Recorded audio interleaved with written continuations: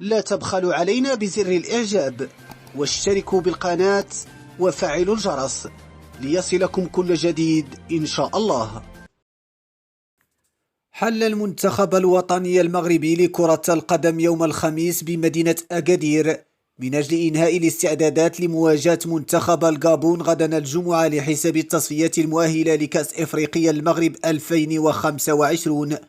وحلت النخبة الوطنية بمطار المسيرة بأكادير صباح اليوم قادمة من مطار سال الرباط قبل مواجهتي منتخبي الغابون وليسوتو بالملعب الكبير بأكادير.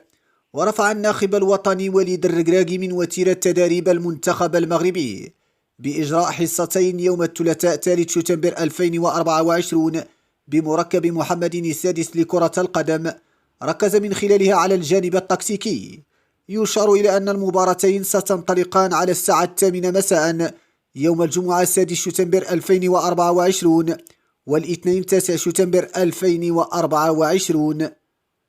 شكرا على حسن المتابعة.